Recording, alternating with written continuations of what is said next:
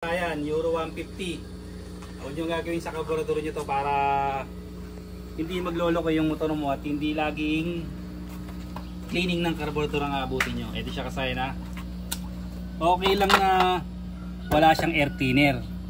Okay lang siya na naka-open. Pero dapat meron siyang meron siyang pinaka-hose dito. Yung tube, yung kanyang tube para hanggang dito. Kasi masyado siyang dito, tutukan mo to. Yan, masyado siyang sa alikabok, sa mga dumi, sa tubig.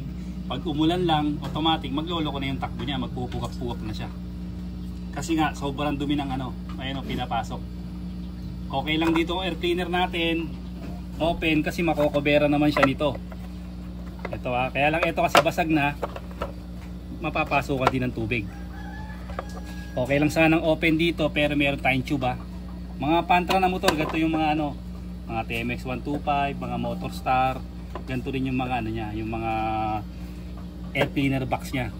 Dapat lang dito meron tayong tube. Huwag yung ganito kasi lagi magloloko yung motor nyo. Konting ulan lang, magloloko na yan. Yan, pansinin nyo yung dumi. Kitang kita naman sa dumi. Tapos pa siya, siyempre pagka marami na siyang tubig, overflow na yung aabutin yan.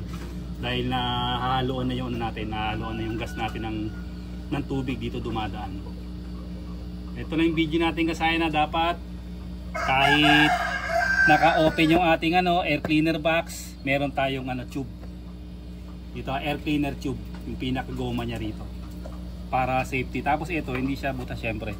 Matatakpan naman yan Makokoberan siya kasayan kung meron siyang tube Pero kung ganyan walang tube, ganyan ang mangyayari sa carburetor nyo. Kaya tinan nyo. Kaya lilinisin natin yan. Ito yung dahilan kaya hindi maandar yung motor na to. Euro 150. Yun lang kasayan yung video natin para maingatan nyo yung carburetor at laging malinis. Kahit walang cover, kung alerto ka naman sa alerto ka sa pagtatakip. Kaya mayroon kang kasamang paghihinto ka, tatakpan mo na siya. Pag aalis, pag andar ka, aalisin mo. Hanggang dito na lang mga kasaya. Salamat sa panonood.